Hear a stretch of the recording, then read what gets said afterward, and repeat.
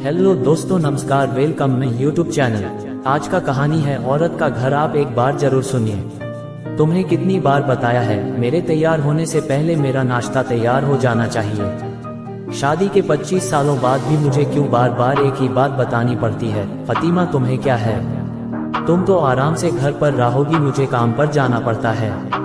तुम हो कि हमेशा बेवकूफों जैसी हरकत करती हो। अगर तुम ये जानबूझकर करती हो तो याद रखना, मुझसे बुरा कोई नहीं होगा। आज भी अमर का पारा चढ़ा हुआ था। इन कटु शब्दों में अपना गुस्सा उतारते हुए, गीला तौलिया कुर्सी पर फेंकते हुए अमर गुस्से से फातिमा की तरफ देखने लगा।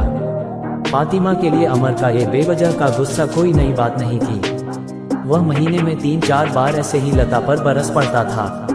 पहले पहले फातिमा उसका विरोध किया करती थी, लेकिन जब कई सालों तक अमर में कोई बदलाव नहीं दिखा तो फातिमा ने खुद को ही बदल दिया।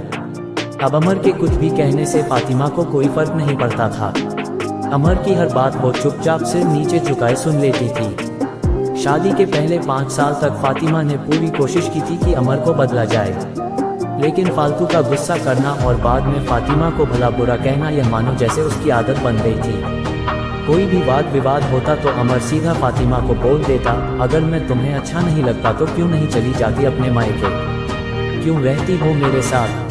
इतना सब कुछ होने के बावजूद फातिमा अमर के साथ रहती थी, क्योंकि उसे अपनी बेटी की फिक्र थी। और वह जाती भी तो कहा, अपने बूढ़े माँ बाप को इस उम्र में परेशान करना वह नहीं चाहती थी। समाज और लोग क्या कहेंगे, ये भी तो उसे देखना था।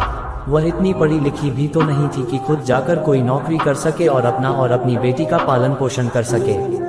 फातिमा को अब अपनी फिक्र नहीं थी, उसको फिक्र थी तो बस अपनी शादी लायक हो रही बेटी की। फातिमा नहीं चाहती थी कि पति पत्नी के झगड़े की वजह से बेटी को डिस्टर्ब हो। बेटी की पढ़ाई पूरी हो चुकी थी, उसके लिए अब शादी के रिश्ते आने लगे थे। कई रिश्तों को बेटी ठुकरा चुकी थी। 2-3 महीने बाद एक अच्छा रिश्ता आया। रिश्तेदारों और पहचान के लोगों ने भी लड़की के बहुत गुणगान किए थे। अमर एक शाम अपनी बेटी के पास बैठकर उसे बताने लगा, बेटी बहुत अच्छा लड़का है, पढ़ा लिखा है, बड़ा घर है, बहुत अच्छी नौकरी है। ऐसे रिश्ते बार बार नहीं आते बेटा, इस बार मना मत करना।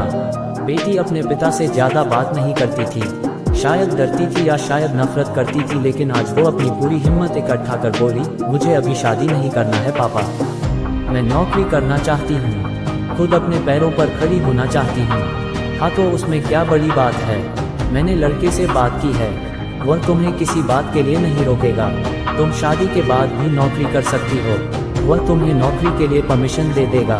बेटी बोली, मेरा नौकरी करना या ना करना उसकी परमिशन पर क्यों डिपेंड रहेगा पापा, मैं कह रहा हूँ ना, तुम्हें किसी भी चीज की कमी नहीं होगी वहाँ। ऐसे रिश्ते बार बार नहीं आते, इसे ठुकरा मत, बहुत खुश रहोगी तुम वहाँ। बेटी बोली, पापा क्या मैं उतनी ही खुश रहूंगी जितनी मम्मी इस घर में खुश है? आज तुम्हारी जबान कुछ ज्यादा नहीं चल रही है। पिता गुस्से से आंखें बड़ी करते हुए बोला, पापा मुझे शादी ही नहीं करनी है, क्योंकि शादी के बाद अगर वह लड़का आपके जैसा निकला तो मैं क्या करूंगी? मुझे आपके जैसा जीवन साथी नहीं चाहिए जो बिना बात के मुझ पर हमेशा चिल्लाए।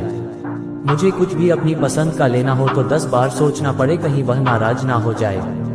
मेरी तबीयत कैसी भी हो उसे परवाह ना हो, रोटी थोड़ी सी मोटी बन जाए तो घर सर पर उठा ले, उसकी चेकबुक ना मिले तो भी मेरा ही दोष निकालें, और हर छोटी मोटी बात पर मुझे मायके जाने के लिए कहे। बेटी अपना दिल खाली करते हुए पापा से सब कह दिया। अमर का गुस्सा सातवें आसमान पर था, लेकिन उसके मुंह से एक भी शब्द नहीं फूट रहा था।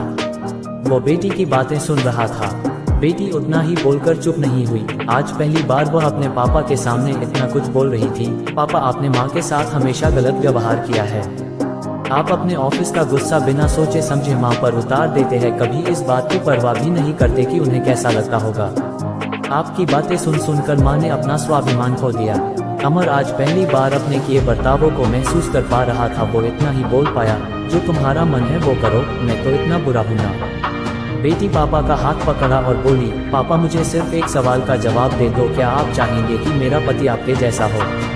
अगर आपका जवाब हाँ है तो कर दीजिए मेरा रिश्ता आज ही, और ना है तो मुझे आत्मनिर्भर बनने दीजिए।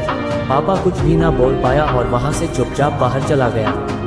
आज उसे लता के सामने जाने में शर्म आ रही थी। चलते चलते उसकी आंखों से आंसू बह रहे थे। अमर ने आज से अपने आप को बदलने का निश्चय किया। अगले दिन से फातिमा ने अपने पति में काफी बदलाव देखा। वह सोचने लगी कि जो हिम्मत मेरी बेटी ने दिखाई है, वह हिम्मत अगर मैं पहले ही दिखा देती तो शायद आज परिस्थिति कुछ और होती। अब बेटी पढ़ लिख कर अच्छी नौकरी करने लगी थी और 3 साल बाद उसके लिए एक अच्छा रिश्ता आया और उसकी विदाई पर पापा बोला, बेटा तू हमेशा खुश रहेगी क्योंकि तेरा पति तेरे बाप जैसा नहीं है। पापा की यह बात सुनकर बताकर उन्हें ससुराल भेज दिया जाता है और एक दिन किसी छोटे मोटे झगड़े में ससुराल वालों से उन्हें सुनना पड़ता है कि इस घर को छोड़ दो और मायके चली जाओ। अब आप ही बताओ दोस्तों, ऐसी स्त्रियों का सच्चा घर कौन सा? आखिरकार वह किस घर को अपना कहें?